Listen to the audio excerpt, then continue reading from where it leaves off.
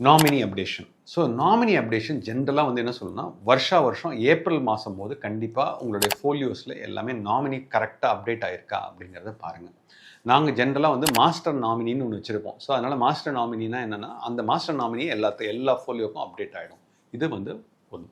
ரெண்டாவது வந்து என்னென்னா, லாஸ்ட் ஃபினான்ஷியல் இயரில் ஏதாவது ஒரு நாமினி, ஃபார் எக்ஸாம்பிள் நீங்கள் வந்து உங்கள் தாத்தாவை போட்டு வச்சுருக்கீங்க, உங்கள் தாத்தாக்கு ஏஜ் வந்து 80, அவர் தான் நாமினியாக போட்டிருக்கீங்க. தாத்தா 80 இயர்ஸில் ஆனதுக்கப்புறம் ஏதோ ஆயிடுச்சு அப்படின்னீங்கன்னா, இந்த ஏப்ரலில் நீங்கள் ரிவ்யூ பண்ணும்போது நாமினியை நீங்கள் சேஞ்ச் பண்ணிக்கலாம். இது பாயிண்ட் நம்பர் 1. ரெண்டாவது, உங்கள் குழந்தைய நீங்கள் நாமினியாக போட்டிருக்கீங்க, அந்த குழந்தை வந்து என்ன ஆயிடுச்சுன்னா மேஜர் ஆயிடுச்சு, மைனர் வந்து மேஜர் 18 இயர்ஸ் ஆயிடுச்சு அப்படின்னீங்கன்னா, அந்த டைமில் நீங்கள் நாமினி சேஞ்ச் பண்ணணும். அதே மாதிரி நீங்கள் முன்னாடி கல்யாணத்துக்கு முன்னாடி உங்கள் அம்மாவை வந்து உங்கள் அம்மாவையோ அப்பாவையோ நீங்கள் நாமினியாக போட்டிருக்கீங்க, கல்யாணத்துக்கு அப்புறம் ஸ்பௌஸை நாமினியாக போடணும்னா அந்த டைமில் நாமினி சேஞ்ச் பண்ணலாம். ஒன்ஸ் அகேன் இந்த எம்எஃப் யூட்டிலிட்டிஸ்னு ஒரு டூல் இருக்குது, அது வழியாகவும் நீங்கள் பண்ணலாம். அப்படி இல்லைனா ஃபோலியோ பை ஃபோலியோ பண்ணுறதா இருந்தாலும் பண்ணலாம்.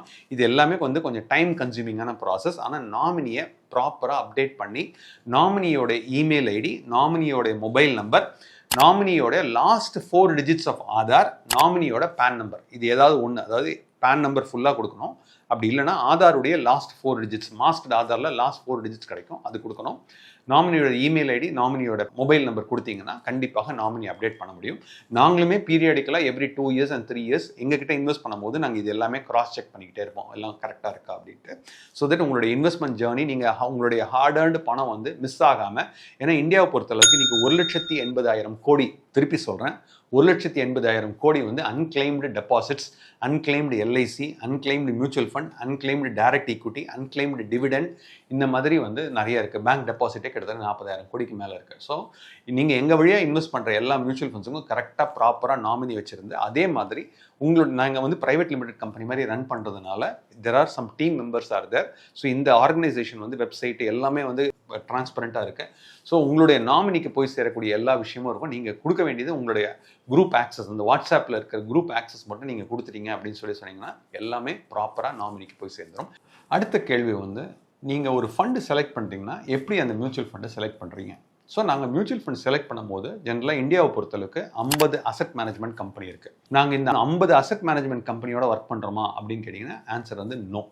ஜென்ரலாக வந்து பார்த்தீங்கன்னா பேரட்டோ பிரின்சிபல்னு சொல்லுவோம், 80-20 ரூல். அப்படின்னா என்ன அர்த்தம்னா 20% of the AMC will give 80% of the results அப்படின்னு சொல்லுவாங்க. ஸோ ஜென்ரலாக வந்து அந்த ஏஎம்சி யாருடைய பின்புலம் என்ன அப்படிங்கிற அந்த பேக்ரவுண்டை செக் பண்ணிவிட்டு அவங்க என்ன மாதிரி ப்ராசஸஸ் யூஸ் பண்ணுறாங்க, இந்த பர்டிகுலர் மார்க்கெட் சுச்சுவேஷனுக்கு அவங்க யூஸ் பண்ணக்கூடிய பிரின்சிபல்ஸ் கரெக்டாக இருக்கா, அதாவது க்ரோத் ஓரியன்டா, இல்லைனா வேல்யூ ஓரியன்டா, இல்லை பிளெண்ட் ஓரியன்டா, இல்லைனா ஜிஏஆர்பின்னு சொல்லுவோம், அதாவது growth at a reasonable price. அந்த மாதிரி ஏஎம்சிஸை வந்து ஃபஸ்ட்டு ஷார்ட் லிஸ்ட் பண்ணுவோம். அதுக்கப்புறம் ஏஎம்சி ஷார்ட் லிஸ்ட் பண்ணதுக்கப்புறம் எந்த ஃபண்ட் மேனேஜர் எப்படி பண்ணுறாரு அப்படிங்கிறத பார்ப்போம். இந்த ஃபண்ட் மேனேஜர் பொறுத்த அளவுக்கு 2-3 விஷயம் இருக்குது. அதாவது வந்து ஒரு பிளெண்ட் ஸ்டைலில் பண்ணுறாரா, அப்படி இல்லைனா அக்ரெசிவ் ஸ்டைலில் பண்ணுறாரா, இல்லை ரிஸ்க் வந்து ரொம்ப கான்சர்வேட்டிவாக எடுக்கிறாரா, இவருடைய பின்புலம் எப்படி இருக்குது அப்படிங்கிறதையும் பார்ப்போம். இது 2வது. 3வது வந்து இந்தியாவை பொறுத்தளவுக்கு ஒரு 48 அசெட் மேனேஜ்மெண்ட் கம்பெனி ஆக்டிவாக இருக்காங்க, 2000 ஸ்கீம் இருக்கு. இது எல்லாத்தையும் பார்த்து ஒரு பர்டிகுலர் ஸ்கோர் வச்சு அவங்களால ஆல்ஃபா ஜென்ரேட் பண்ண முடியுதா, மார்க்கெட் கீழே விழுந்ததுன்னா எவ்வளோ கீழே விழுகுது, பீட்டா எப்படி இருக்குது, இந்த மாதிரி எல்லாத்தையும் பார்த்துட்டு இதிலிருந்து ஒரு short listed set of funds வச்சுருப்போம். இதில் ரொம்ப முக்கியம் வந்து என்னென்னா உங்களுடைய ரிஸ்க் ப்ரொஃபைல் ரொம்ப முக்கியம். நீங்கள் ரிஸ்க் எடுக்க மாட்டீங்க அப்படின்னு சொன்னீங்கன்னா உங்கள் ரிஸ்க் ப்ரொஃபைல் தகுந்த மாதிரி கான்சர்வேட்டிவ் ஃபண்ட்ஸாக கொடுப்போம். ஈக்விட்டி சேவிங்ஸ் ஃபண்டாக இருக்கலாம், அப்படி இல்லைனாக்கா லிக்விட் ஃபண்டாக இருக்கலாம், டெட் ஃபண்டாக இருக்கலாம், கவர்மெண்ட் பாண்ட் ஃபண்டாக இருக்கலாம். உங்களுடைய ரிஸ்க்கு தகுந்த மாதிரி இதை கம்மி பண்ணுவோம். அதே மாதிரி ஒரு சமயம் உங்களால் ரிஸ்க் எடுக்க முடியும்னா மாடரேட் லெவலில் balanced advantage fund, multi asset fund, அந்த மாதிரியான ஃபண்டு கொடுப்போம். இல்லை நீங்கள் ஒரு ஹை ரிஸ்க் இன்வெஸ்டராக இருந்தீங்கன்னா ஈக்விட்டி எக்ஸ்போஜர் கொண்டு போவோம். ஈக்விட்டி எக்ஸ்போஜர் கொண்டு போகும்போது மல்டி கேப், ஃப்ளெக்ஸி கேப், அந்த மாதிரி ஸ்டார்ட் பண்ணுவோம். நீங்கள் ஒரு வெரி அக்ரெசிவ் இன்வெஸ்டராக இருந்தீங்கன்னாக்கா செக்டரல் ஃபண்டாக இருக்கலாம், அப்படி இல்லைனாக்கா ஸ்மால் கேப் ஃபண்டாக இருக்கலாம், மிட் கேப் ஃபண்டாக இருக்கலாம், அந்த மாதிரியான ஒரு ஃபண்டு கொடுத்து அந்த மாதிரி பண்ணுவோம். ஸோ நாங்கள் ஃபண்டு செலக்ட் பண்ணுறது வந்து இத்தனை பேராமீட்டர்ஸ் பார்த்து தான் செலக்ட் பண்ணுறோம். சார் நீங்கள் இப்போ வந்து ஒரு ஃபண்டில் இன்வெஸ்ட் பண்ணிட்டீங்க, நீங்கள் இந்த ஃபண்டை எப்படி மானிட்டர் பண்ணுறீங்க? ஃபஸ்ட்டு இது வந்து என்னென்னா, உங்களுக்கு கொடுக்கக்கூடிய ஃபண்டில் எங்களுடைய டீம் அண்ட் எங்களுடைய ஃபேமிலி மெம்பர்ஸும் அதே ஃபண்டில் அதே ஸ்கீமில் இன்வெஸ்ட் பண்ணியிருப்பாங்க. ஒரு எக்ஸாம்பிள் சொல்லணும்னா, ஒரு பேங்கிங் அண்ட் ஃபினான்ஷியல் சர்வீசஸ் ஃபண்டில் உங்களை மாதம் 1000 ரூபாய் எஸ்ஐபி போட சொல்கிறோன்னா, அதே பேங்கிங் அண்ட் ஃபினான்ஷியல் சர்வீசஸ் ஃபண்டில் நாங்களும் வந்து எஸ்ஐபி போட்டுட்ருப்போம், இல்லைனா லம்சம் போடுவோம். ஒரு கன்சம்ஷன் ஃபண்டு போடுறோன்னா அந்த கன்சம்ஷன் ஃபண்டில் நீங்களும் போட்டிருப்பீங்க, நாங்களும் போட்டிருப்போம். நாங்கள் ஜென்ரலாக வந்து என்ன பண்ணுவோன்னா, மந்த் எண்டு முடிஞ்சதுக்கப்புறம் 10ஆம் தேதி அன்னைக்கு ஒரு ஃபேக்ட் ஷீட்டுன்னு சொல்லுவோம். இந்த ஃபேக்ட் ஷீட் எல்லாமே எல்லா அசெட் மேனேஜ்மெண்ட் கம்பெனியும் வந்து செபிக்கு வந்து அப்லோட் பண்ணணும். 10th தான் லாஸ்ட் டே. இது பண்ணதுக்கப்புறம் நாங்கள் வந்து ஒரு நிறைய டூல்ஸ் யூஸ் பண்ணுறோம். ஒரு டூல் வந்து என்ஜின் சொல்கிறோம். இது வந்து என்ஜின்ங்கிறது நெக்ஸ்ட் ஜென் மார்க்கெட்ஸ்னு ஒரு டூல் இருக்குது. அந்த டூலில் போயிட்டு நாங்கள் என்ன பண்ணுவோம்னா கம்ப்ளீட்டாக டவுன்லோட் பண்ணுவோம். டவுன்லோட் பண்ணதுக்கப்புறம் money control, value research, advisor coach, இந்த மாதிரி நிறைய வெப்சைட்ஸ் இருக்குது. இது எல்லாத்தையும் எடுத்ததுக்கப்புறம் பர்ஃபார்மன்ஸை வந்து எவாலுவேட் பண்ணுவோம். ஏன்னா நீங்கள் எதுக்காக மியூச்சுவல் ஃபண்டுக்கு இன்வெஸ்ட் பண்ண வரீங்க, உங்களுக்கு ஃபிக்ஸட் டெபாசிட்டை விட கூட இன்ட்ரெஸ்ட் வரணும்னு சொல்கிறீங்க. ஸோ 10ஆம் தேதிக்கு அப்புறம் நாங்கள் வந்து உங்கள் பர்டிகுலர் ஃபண்டை மட்டும் எடுத்து பண்ண மாட்டோம். எல்லா பேஸ்கெட் ஆஃப் ஃபண்ட்ஸ், இப்போ மொத்தமே பேஸ்கெட் ஆஃப் ஃபண்ட்ஸில் வந்து ஒரு 100 ஃபண்ட் இருக்குது. அதாவது எல்லா கேட்டகரியும் சேர்த்து, ஏன்னா 2000 ஃபண்டில் நீங்கள் வந்து 100 ஃபண்டுங்கிறது 5% தான். அந்த 100 ஃபண்டையும் எடுத்துட்டு வேரியஸ் ஆட்ரிபியூட்ஸ், ரிட்டனாக இருக்கட்டும், ரிஸ்க்காக இருக்கட்டும், அது எல்லாத்தையும் அனலைஸ் பண்ணிவிட்டு இந்த ஃபண்டை கண்டினியூ பண்ணுவோமா வேண்டாமா, எனக்கு ஒரு இம்மீடியட்டாக இந்த பர்டிகுலர் குவார்ட்டர் மட்டும் கம்மியாக இருந்ததுன்னா உடனே வெளில வந்துட மாட்டோம். கொஞ்சம் வெயிட் பண்ணி பார்த்துட்டு தான் வெளில வருவோம். அதே மாதிரி வாங்குறதுக்கு முன்னாடியும் அந்த ஃபண்டனுடைய ட்ராக் ரெக்கார்ட் பார்த்து தான் வாங்குவோம். ஸோ இது பார்க்கும்போது எக்ஸ்பென்ஸ் ரேஷியோ எவ்வளவு, ரிட்டர்ன் எவ்வளவு, ஆல்ஃபா எவ்வளவு, பீட்டா எவ்வளவு, அதே மாதிரி வந்து டவுன் சைட் ப்ரொடெக்ஷன் எப்படி இருக்குது, அப்சைட் ப்ரொடெக்ஷன் எப்படி இருக்குது, இது எல்லாத்தையும் பார்த்துட்டு தான் உங்களுக்கு சொல்லுவோம். ஸோ இதெல்லாம் வந்து மாதம் பண்ணிவிட்டு ஒரு சமயம் அந்த பர்டிகுலர் ஃபண்டு ஒழுங்காக பர்ஃபார்ம் பண்ணலன்னா உங்ககிட்ட மந்த்லி ரிவ்யூக்காக நாங்கள் வெயிட் பண்ண மாட்டோம். நாங்களே வந்து சார் இந்த எஸ்ஐபி நம்ம இங்கே ஸ்டாப் பண்ணிவிட்டு அடுத்த சைடில் கொண்டு போயிடலாம்ட்டு. ஃபார் எக்ஸாம்பிள் பர்டிகுலர் ஃபண்டு வந்து இப்போ வந்து ஸ்டாப் பண்ணிவிட்டு for example large and mid cap பதிலாக வேல்யூ ஃபண்டு கொண்டு போகலாம் அப்படின்னா நீங்கள் சொல்கிற வரைக்கும் வெயிட் பண்ண மாட்டோம். அதே மாதிரி பண்ணிடலாம். ஸோ மானிட்டரிங் ஆஃப் ஃபண்ட்ஸ் தான் எங்களுடைய ப்ரிடாமினன்ட் வேலை. இந்த ப்ரிடாமினன்ட் வேலை வந்து ஜென்ரலாக 10ஆம் தேதிக்கு ஆரம்பித்து 15ஆம் தேதி 16ஆம் தேதிக்குள்ளே எங்களுடைய மந்த்லி சைக்கிளில் கம்ப்ளீட் மானிட்டரிங் ஆஃப் ஃபண்ட்ஸ் நடந்துடும். சார் நீங்கள் எனக்கு கொடுக்குற ஃபண்டு எப்படி பார்த்து கொடுப்பீங்க? ஸோ நீங்கள் வந்து 100 ஃபண்டுன்னு சொல்கிறீங்க, எனக்கு அசைன் பண்ணக்கூடிய ஒரு 4லேருந்து 5 ஃபண்டு ஹவுஸு, ஒரு 5 ஃபண்டு எப்படி கொடுப்பீங்க அப்படின்னு பார்த்தீங்கன்னா இதுக்கு ஒரு ரொம்ப சிம்பிளான ஒரு மந்திரம் இருக்குது. அது வந்து பார்த்தீங்கன்னா GABC, ரொம்ப ஈஸி. G ஃபார் கார்டுன்னு வச்சுக்கலாம், ABCன்னு வச்சுக்கலாம்.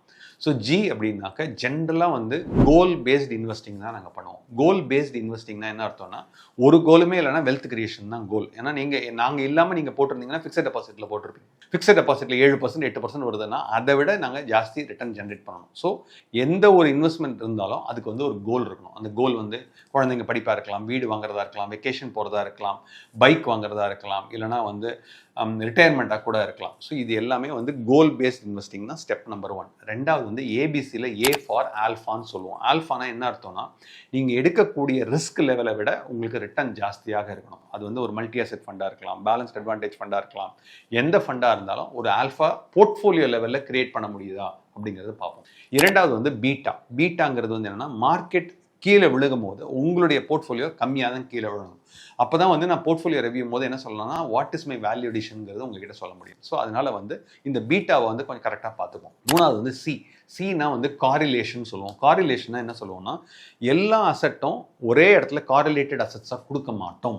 ஏன் காரிலேட்டட் அசட்ஸ் கொடுக்கக்கூடாது அப்படின்னா எல்லாம் மேலே போச்சுன்னா எல்லாமே அட் அ டைமில் மேலே போகும், கீழே விழுந்துன்னா எல்லாமே அட் அ டைமில் கீழே விழுந்துடும். ஸோ காரிலேட்டட் அசட்ஸ் கொடுக்காம நான் காரிலேட்டட் அசட்ஸ் கொடுப்போம். நான் காரிலேட்டட் அசட்ஸ்னா என்னென்னா கொஞ்சம் கோல்டு மேலே போகும்போது ஈக்விட்டி மார்க்கெட் கீழே விழும், ஈக்விட்டி மேலே போகும்போது கோல்டு மார்க்கெட் கீழே விழும். ஸோ அதனால வந்து என்ன பண்ணுவோம்னா எந்த ஒரு ஃபண்டு உங்களுக்கு நாங்கள் செலக்ட் பண்ணி கொடுக்குறா இருந்தாலும் இந்த GABCயை நீங்கள் யூஸ் பண்ணுவோம். So goal based investing, A for alpha, B for beta, C for non correlated அசட்ஸ்ன்னு சொல்லுவோம். அடுத்து காமனாக கேட்குற கேள்வி வந்து டேக்ஸ் ஹார்வெஸ்டிங். நீங்கள் டேக்ஸ் ஹார்வெஸ்டிங் பண்ணுவீங்களா அப்படின்னா கண்டிப்பாக டேக்ஸ் ஹார்வெஸ்டிங் பண்ணுவோம். டேக்ஸ் ஹார்வெஸ்டிங் அப்படின்னு பார்த்தீங்கன்னாக்கா என்ன ஆகும்னாக்க வருஷம் 1,25,000 ரூபாய் வரைக்கும் உங்களுக்கு டேக்ஸ் ஃப்ரீன்னு சொல்லியிருக்கோம். ஸோ அப்படின்னா என்ன அர்த்தம்னா நீங்கள் ஒரு ஸ்மால் இன்வெஸ்டராக இருக்கீங்க, இப்போ தான் வந்து ஒரு 10 லட்ச ரூபா கிரியேட் பண்ணுறீங்க, உங்களுடைய போர்ட்ஃபோலியோ 1,25,000 ப்ராஃபிட் ஜென்ரேட் ஆகிடுச்சு அப்படின்னா அதை உடனே ரெடீம் பண்ணிவிட்டு உடனே அடுத்த ஃபண்டுக்கோ இல்லை அதே ஃபண்ட்லையோ அடுத்த நாள் வந்து ஒரு புது ஃபோலியோ நம்பர் வச்சு கிரியேட் பண்ண முடியும். இது வந்து டேக்ஸ் ஹார்வெஸ்டிங். இது வருஷம் பண்ணணுமா அப்படின்னு கேட்டிங்கனாக்கா ஒரு அப்வர்ட் ட்ரெண்ட் மார்க்கெட்டில் அவசரப்பட்டு பண்ண மாட்டோம். ஏன்னா ஒரு அப்வர்ட் ட்ரெண்ட் மார்க்கெட்டில் நீங்கள் பண்ணிங்கன்னா இன்றைக்கி விற்றுட்டு உங்களுக்கு பணம் பண்ணுறதுக்குள்ள என்ன ஆகிடும்னா you will start missing out this one. இதே ஒரு டவுன் சைட் மார்க்கெட்டில் இருக்குது அப்படின்னா கண்டிப்பாக டேக்ஸ் ஹார்வெஸ்டிங் பண்ணலாம். ஸோ இப்போ வந்து என்ன பண்ணலாம்னா ஜென்ரலாக வந்து நாங்கள் என்ன பண்ணோம்னா எங்களோட வெப்சைட்டில் வந்து நீங்கள் வந்து காண்டாக்ட் பண்ணுறதுக்குன்னு ஒரு லிங்க் கொடுத்துருக்கோம். இதில் வந்து பார்த்தீங்கன்னா நீங்கள் காலையில் 11 மணிலேருந்து மத்தியானம் 1 மணி வரைக்கும் ஒரு 30 மினிட்ஸ் ஸ்லாட், ஒரு 30 நிமிஷம் ஒரு ஸ்லாட் இருக்குது. அந்த ஸ்லாட்டை நீங்கள் வந்து புக் பண்ணிங்கனாக்கா அந்த டைமில் வந்து உங்களுக்கு என்னன்றது சொல்லலாம். இது ஜென்ரலாக வந்து நீங்கள் என்ன பண்ணலாம்னா மார்க்கெட் எப்போல்லாம் மேலே போகுதோ இல்லை எப்பப்பெல்லாம் கீழே போகுதோ அந்த டைமில் மட்டும் நம்ம டிஸ்கஸ் பண்ணால் போதும்.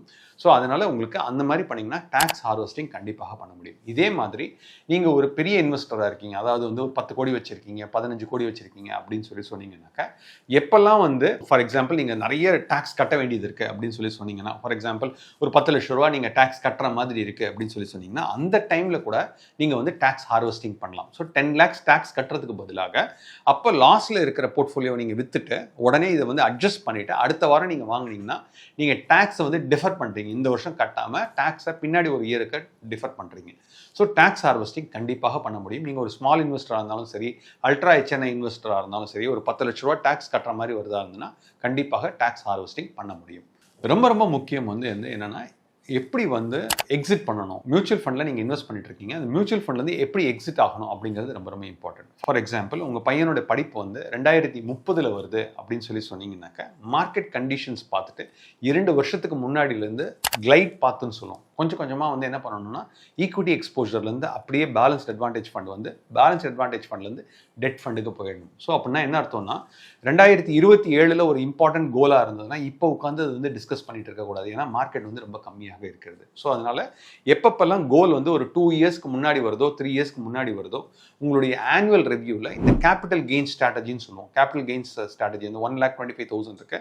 அதே மாதிரி எக்ஸிட் ஸ்ட்ராட்டஜின்னு சொல்லுவோம். ஒவ்வொரு கோலுக்கும் முன்னாடி நீங்கள் பண்ணணும். அதே மாதிரி இப்போ ஃபார் எக்ஸாம்பிள் இந்த 2026 நீங்கள் ஒரு வெக்கேஷன் போகலாம் அப்படின்னு நினச்சிங்கன்னா, தாய்லாந்து போகலாம் அப்படின்னு நீங்கள் ஒரு வெக்கேஷன் இல்லை சிங்கப்பூர் போகலாம் அப்படின்னு நீங்கள் நினச்சிங்கனாக்கா, இந்த டைமில் ஈக்விட்டி ஃபண்டில் நீங்கள் பணம் வச்சிருக்கக்கூடாது. நீங்கள் என்ன பண்ணியிருக்கணும்னா, லிக்விட் ஃபண்டில் முன்னாடி வருஷமே நீங்கள் கொண்டு வந்துருக்கணும். ஸோ அதனால் வந்து நீங்கள் எப்போ ஒரு இது பண்ணாலும் கோல் பேஸ்ட் இன்வெஸ்டிங்காக இருக்கணும். அதே டைமில் கோல் கிட்ட வர நீங்கள் வந்து முடிஞ்ச அளவுக்கு ஈக்விட்டி ஃபண்டில் இருக்கக்கூடாது. நீங்கள் வந்து டெட் ஃபண்ட்லையும் ஒரு பேலன்ஸ்ட் அட்வான்டேஜ் ஃபண்ட்லையும் ஒரு மல்டி அசெட் ஃபண்ட்லையும் இருந்தீங்கன்னா உங்களுடைய ஷாக்ஸ் வந்து ரொம்ப கம்மியாக இருக்கும். இதே வந்து ஒரு லாங் டேர்ம் கோலாக இருக்குது, ஒரு 10 இயர்ஸ் கழிச்சு வர கோலாக இருக்குது, ஒரு 15 இயர்ஸ் வர கோலாக இருக்குன்னா கண்டிப்பாக நீங்கள் வந்து ஒரு ஸ்மால் கேப் ஃபண்ட்லையோ ஒரு தீமேட்டிக் ஃபண்ட்லையோ ஒரு டிஃபென்ஸ் ஃபண்டாக கூட இருக்கலாம், கேபிட்டல் மார்க்கெட்ஸ் ஃபண்டாக இருக்கலாம். இந்த மாதிரி ஒரு லாங் டேர்ம் கோலாக இருந்ததுன்னா கண்டிப்பாக நீங்கள் ரிஸ்க் எடுத்து நீங்கள் அந்த மாதிரி ஃபண்டில் இன்வெஸ்ட் பண்ணுறது மச் பெட்டர். ஸோ நான் உங்ககிட்ட கேபிட்டல் கெயின்ஸ் பற்றி பேசும்போது நான் வந்து என்ன பண்ணுவேன்னா, இந்த மாதிரியான ஒரு ஸ்ட்ராட்டஜிஸ்லாம் யூஸ் பண்ணி எப்படி உங்களுடைய கோலை அச்சீவ் பண்ணுறது அப்படிங்கிறதையும் அங்கே வந்து ஹெல்ப் பண்ணுவோம். சார் நான் ஏற்கனவே வந்து ஏஞ்சல் ஒன்ல இன்வெஸ்ட் பண்ணியிருக்கேன், நான் ஏற்கனவே வந்து க்ரோவில் இன்வெஸ்ட் பண்ணியிருக்கேன், ஏற்கனவே வந்து ICICI securities HDFC securities invest பண்ணியிருக்கேன், என்கிட்ட ஏற்கனவே 20 ஃபண்ட் இருக்குது, நீங்கள் ஒரு 5 ஃபண்டு கொடுத்தீங்கன்னா 25 ஃபண்ட் ஆகிடுது, அப்போ ஓவர் டைவர்சிஃபை ஆகிடுதா அப்படின்னு கேட்டிங்கன்னா ஆன்சர் வந்து கண்டிப்பாக எஸ். நீங்கள் வந்து ஓவர் டைவர்சிஃபை ஆகிட்டுறீங்க. ஒரு மியூச்சுவல் ஃபண்டை நீங்கள் எடுக்கிறீங்க, ஒரு வேல்யூ ஃபண்ட் எடுக்கிறீங்கன்னா ஆட்டோமேட்டிக்காக 30லேருந்து 40 கம்பெனியில் நீங்கள் இன்வெஸ்ட் பண்ணுறீங்க. அப்படி இருக்கும்போது இந்த ஓவர் டைவர்சிஃபிகேஷனை எப்படி வந்து அட்ரஸ் பண்ணணும் அப்படின்னு பார்த்தீங்கன்னாக்கா, போர்ட்ஃபோலியோ ரிவ்யூ அப்படின்னு சொல்லுவோம்.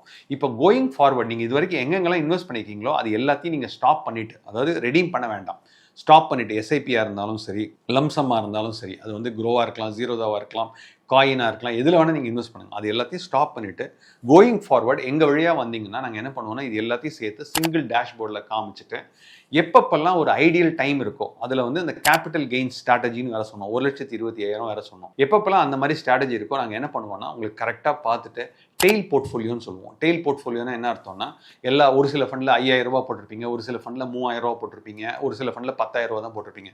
உங்களுடைய ஓவரால் போர்ட்ஃபோலியோ பார்த்தீங்கன்னா கிட்டத்தட்ட 1 கோடி ரூபா இருக்கும். ஸோ அந்த 1 கோடி ரூபா போர்ட்ஃபோலியோவில் இந்த 10,000 ரூபா போர்ட்ஃபோலியோனால அதையும் வந்து நம்மளால் ட்ராக் பண்ண முடியாது. ஸோ அதனால நாங்கள் வந்து என்ன சொல்லுவோம்னா, எடுத்த உடனே வித்தமா வாங்கணுமா அப்படிங்கிற மாதிரி பண்ணாமல் ஸோ ஸ்டெப் பை ஸ்டெப்பாக பண்ணுவோம். ஃபஸ்ட்டு உங்களை ஆன்போர்ட் பண்ணிவிட்டு இதுக்கு நடுவில் ஏற்கனவே இருக்கிற இன்வெஸ்ட்மெண்ட்ஸ்லாம் உள்ளே கொண்டு வந்துட்டு எப்போ ஒரு கரெக்டான சுச்சுவேஷன் இருக்கோ அதே மாதிரி அந்த ஃபண்டு பர்ஃபார்மன்ஸையும் பார்த்துட்டு அதுக்கப்புறம் வந்து கன்சாலிடேட் பண்ணுவோம்.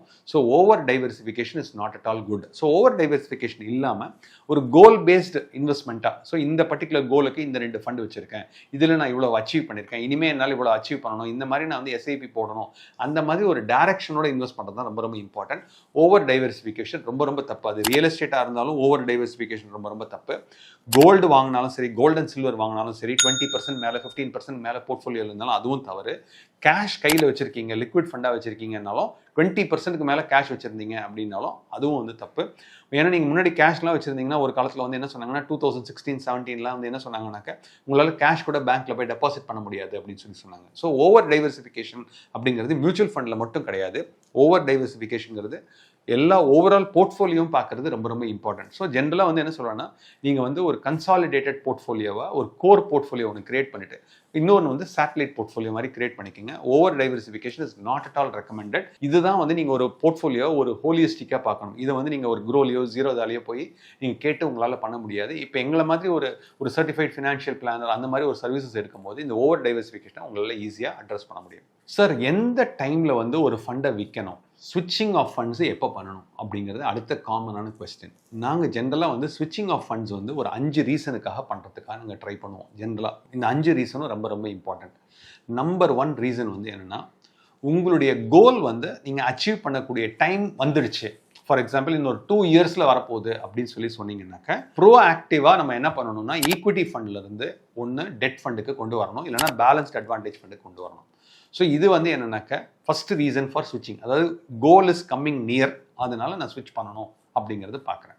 ரெண்டாவது ரொம்ப ரொம்ப இம்பார்ட்டண்ட்டான ரீசன் அப்படின்னு பார்த்தீங்கன்னா, under performance of the fund. Under performance of the ஃபண்ட்னா என்னென்னா, ஒரு பர்டிகுலர் ஸ்ட்ராட்டஜியை அவர் வந்து அடாப்ட் பண்ணுறாரு, மொமெண்டம் ஸ்ட்ராட்டஜி அடாப்ட் பண்ணுறாரு அந்த ஃபண்ட் மேனேஜர். ஏன்னா நல்லா மொமெண்டமில் நம்ம போடுறோம், மொமெண்டம் ஸ்ட்ராட்டஜி பிக்கப்பே ஆகலை அப்படிங்கும் போது அவரால் வந்து ரிட்டர்ன்ஸை வந்து டெலிவர் பண்ண முடியல. ஏன்னா நம்மளோட கோலே வந்து என்ன, ஃபிக்ஸட் டெபாசிட்டை விட கூட வரணும் அப்படின்னு. ஸோ அப்போ ஒரு அண்டர் பர்ஃபார்மன்ஸ் வந்து 3 months 6 months 9 monthsக்கு மேலே இருக்குது அப்படின்னு சொல்லும் போது, இல்லைனா ஒரு செக்டரல் ஃபண்டில் போட்டிருக்கீங்க, ஆட்டோமோட்டிவ் ஃபண்டில் போட்டிருக்கீங்க, பெட்ரோல் ப்ரைஸஸ்லாம் இன்க்ரீஸ் ஆகிட்டே போகுது, ஆட்டோமோட்டிவ் செக்டர் கம்மியாகுது அப்படிங்கும் போது நீங்கள் அந்த டைமில் கண்டிப்பாக இரண்டாவது ரீசன் நீங்கள் ஸ்விட்ச் பண்ணணும். மூணாவது ரீசன் வந்து என்னென்னா, அந்த ஃபண்டு மேனேஜரோ அந்த ஃபண்ட் ஹவுஸோ அது வந்து ஒரு சேஞ்ச் இருக்குது. அதாவது ஃபண்டு மேனேஜர் வந்து சேஞ்ச் ஆகிறாரு. அதாவது அவர் என்ன பண்ணுறாருன்னா, வேலையை விட்டுட்டு இன்னொரு ஃபண்ட் ஹவுஸ்க்கு அவர் போகிறாரு. இது பாயிண்ட் நம்பர் 1. அப்படி இல்லைன்னா அந்த ஃபண்ட் ஹவுஸ் வந்து இன்னொரு ஃபண்ட் ஹவுஸோட மர்ஜ் ஆகுது. For example Principal mutual fund வந்து சுந்தரம் மியூச்சுவல் ஃபண்டோட மர்ஜ் ஆகுது. அப்படி இருக்கும்போது ஒரு லேகிங் இன் பர்ஃபார்மன்ஸ் வரும் அப்படின்னு தெரிஞ்சதுன்னா அந்த டைமில் நீங்கள் வந்து ஸ்விட்ச் பண்ணணும். இது மூணாவது ரீசன்.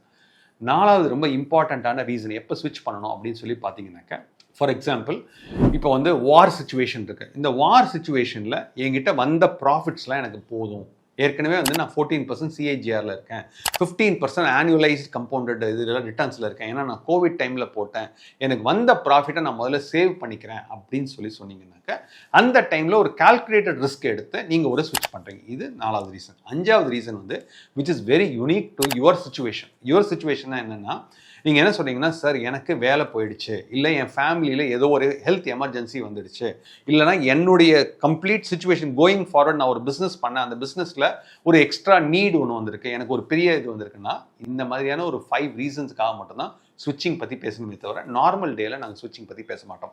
இதை பற்றி உங்களுக்கு பேசணும்னா ஆஸ் யூஷுவல் நீங்கள் வந்து கான்டாக்ட்ஸில் போயிட்டு எங்களோட ஒரு மீட்டிங் அப்பாயின்மெண்ட் வந்து ஒரு 30 minutes நீங்கள் புக் பண்ணிங்கனாக்கா அப்போ வந்து இந்த ரீசனை வந்து கம்ப்ளீட்டாக அனலைஸ் பண்ண முடியும். ஏதாவது கொஸ்டின்ஸ் இருந்ததுன்னா கேளுங்க.